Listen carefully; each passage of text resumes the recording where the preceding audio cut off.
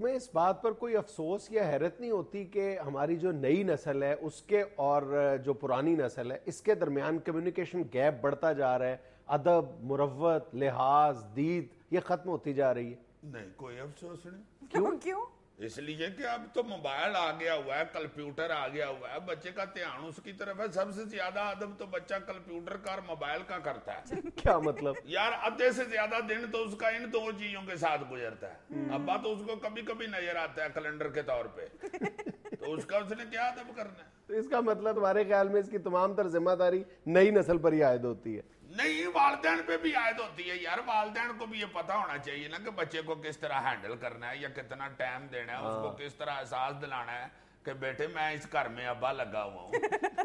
نہیں واقعی میرے خیال میں اس کی زیادہ ذمہ داری جو ہے والدین پر عائد ہوتی ہے یار۔ ہمارے پاس وقت ہی نہیں بچا یہ باتیں دیکھنے کے لیے، اپنے رویے درست ہم فوری طور پہ ایک آسان سا نسخہ یہ ہے کہ جو بھی اگر کوئی بدتمیزی گھر میں کوئی واقعہ رونما ہوتا ہے تو ہم تمام تر جو ذمہ داری ہے وہ بچوں پر عائد کر دیتے ہیں۔ کبھی ہمارے پاس اتنا وقت ہی نہیں ہے کہ ٹھنڈے دل و دماغ کے ساتھ بیٹھ کے سوچیں کہ ہمارے اپنے رویے کس قدر بدل گئے ہوئے ہیں، ہمارے پاس کتنا وقت بچا ہے بچوں کو دینے کے لیے۔ اس کے علاوہ جو ہم پرانے وقتوں کی مثال دیتے ہیں بہت فخر کے ساتھ کہ ہم اپنے ماں باپ کا اتنا احترام کرتے تھے، ہم اپنے بزرگوں کا اتنا رکھ رکھاؤ اور ان سے اتنے ڈرا کرتے تھے، آج کل بچے ڈرتے نہیں ہیں یہ، لیکن ہم یہ نہیں دیکھتے کہ ہمارے جو بزرگ تھے، ہمارے جو والدین ہیں، وہ ہمارے ساتھ ان کا رویہ کیسا ہے، کیا ہم بھی ویسا ہی رویہ اپنے بچوں کے ساتھ روا رکھتے ہیں؟ قطعی طور پر نہیں۔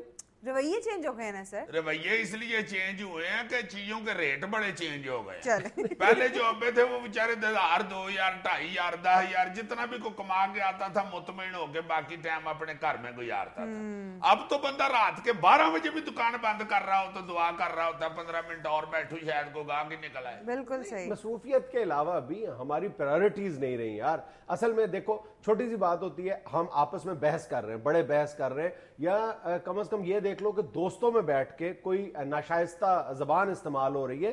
پہلے وقتوں میں بھی ہوا کرتا تھا، بزرگ جو ہے وہ بڑی بڑی کھلی ڈولی گفتگو کیا کرتے تھے، لیکن جیسے ہی کوئی نوجوان یا بچہ ان کی محفل میں آتا تھا تو وہ تو یا موضوع بدل دیا کرتے تھے یا خاموش ہو جاتے تھے بالکل اشارہ کرنے کے بعد۔ اب تم دیکھ لو کہ جو گفتگو ہو رہی ہوتی ہے وہ بالکل وہ جاری رکھی جاتی ہے، اور بچوں کے سامنے بھی احساس تک نہیں ہوتا کہ بچہ ایک جو نیا جو داخل ہو رہا ہے اس کی عمر اس بات کا تقاضا کرتی ہے کہ آپ خاموش ہو جائیں۔ یعنی اصل جو پرابلم ہے یہ ہوتا ہے نا جی کہ ٹی وی کے اوپر ہر چیز نظر آ رہی ہے، بچوں کو پتہ ہی ہے ہر چیز کا۔ یہ بھی، اور ایک یہ مسئلہ بھی ہو گیا ہے کہ ہمارے نزدیک جو محبت اور خلوص کا جو معیار ہے بچوں کے ساتھ وہ قرار پایا ہے فرینکنس، کہ جتنی زیادہ ہماری اپنے بچے کے ساتھ فرینکنس ہے یہ اس بات کا اظہار ہے کہ ہم اپنے بچے سے بہت زیادہ پیار کرتے ہیں۔ اور شاید اس ریلیشن شپ کو کامیاب کرنے کے لیے لوگ یہ سوچتے ہیں کہ فرینڈلی ہونا بچے کے ساتھ ضروری ہے، جبکہ سب سے بڑا ڈرا بیک اس کا یہی ہے۔ بھی نہ ہو جائیں۔ ہمیں یاد ہے کہ ہم اپنے والدین کو کبھی اس طرح جرت ہی نہیں تھی ہوتی کہ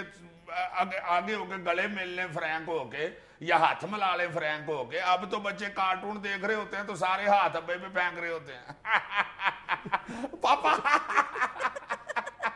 تھوڑی دیر بعد ابو کو لگنا شروع ہو جاتا ہے کہ شاید میری شکل کسی کارٹون سے ملتی ہے۔ یہ بھی ایک پرابلم ہے نا کہ ابو صاحب کو بھی اب یہ احساس نہیں رہا کہ یہ جو میں ٹی وی پہ دیکھ رہا ہوں یہ بچے کے ساتھ بیٹھ کے دیکھنے والی چیز ہے یا نہیں ہے۔ ہم سے پہلے جو جنریشن تھی وہ اس بات پر بہت فکر مند رہتی تھی کہ یہ مناظر یا یہ جو ڈراما دیکھ رہے ہیں ٹی وی پہ یہ بچے کے ساتھ بیٹھ کے دیکھنے والا ہے یا نہیں ہے۔ وہ یعنی ٹی وی بند کر دیا کرتے تھے، اس وقت چینلز کی تو خیر آپشن نہیں ہوا کرتی تھی، لیکن ٹی وی بند ہو جایا کرتے تھے۔ اب ہمیں احساس تک نہیں ہوتا کہ ہم کیا چیز بچوں کے ساتھ بیٹھ کے دیکھ رہے ہیں۔ سر مجھے یاد ہے جب میں چھوٹی تھی اپنے بچپن میں، اب بھی تم چھوٹی ہو، اب کون سی تمہاری مجھے نکل آئی؟ تم کہا یہ نہ کہا کرو کہ میں چھوٹی ہوتی تھی، تم کہا کرو کہ جب میں تھوڑی ہوتی تھی۔ عزیزی صاحب مجھے یاد ہے جب میں بچپن میں بڑوں کے بیچ میں جاتی تھی، اماں وغیرہ اور سب بڑے بیٹھے ہوتے تھے تو وہ مجھے اشارہ کرتی تھی کہ باہر چلے جاؤ، اور ہم لوگ باہر چلے جاتے تھے۔ لو جی میں اصل بات آپ دونوں کو بتاتا ہوں کہ اب ایسے کیوں ہے۔ اصل بات یہ ہے کہ اب ماں باپ جو ہے نا جی وہ بہت دیر تک لڑکا اور لڑکی رہنا چاہتے ہیں۔ ہاں بالکل، یہ بڑی پتے کی بات ہے۔ سب سے اہم بات یہ ہے، جبکہ پہلے شادی ہوتی تھی نا تو لوگ بزرگ ہو جاتے تھے، بھائی شادی ہو گئی ہے، اور خاص طور پہ جب پہلا بچہ ہی پیدا ہوتا تھا نا جی تو والدین اپنے آپ کو بزرگ فیل کرنا شروع کر دیتے تھے کہ اب ان کی زندگی ہے، اب ہم ان کے لیے ہیں، ان کی بس ڈیوٹی دینی ہے، ختم بات۔ اب تو 50 سال کی والدہ ہو جائے تو اس کا میک اپ नहीं मरता, फैशन ही नहीं खत्म होता। सही कह रहे हैं। वालिद 55 साल की उम्र में भी ढीली सी जीन पहन के जा रहा होता है और वो को फैशन नहीं लोगों को महसूस होता है। इतने बुजुर्ग बंदे ने 10-12 जेबों वाली पैंट पहनी हो तो बंदा पूछ लेता है, भाई जी को आड़त का काम शुरू कर दिया, इतनी ज्यादा जेबें लगाई हुई है, मंडी में थोम बेच रहे हैं आजकल। बुजुर्ग बंदे ये चाहते हैं कि नहीं मुझे अब भी जुनैद भाई कहा जाए। हाय हाय हाय, जबकि हमारे दौर के तो 18-18 साल के लड़के भी सुन लेते हैं ये अंकल, नो प्रॉब्लम। फिर क्या किसी ने अंकल कह दिया।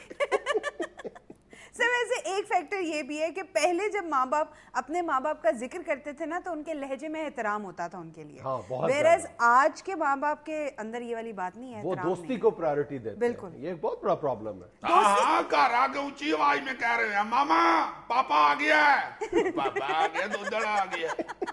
बहरहाल यार ये बहुत फिक्र अंगेज बात है और हमें अपने रवैयों पर गौर करना चाहिए। अच्छा जी, करेंगे। नाज़रीन यहाँ हम लेते हैं कमर्शियल ब्रेक, हाजिर होते हैं चंद लम्हे बाद।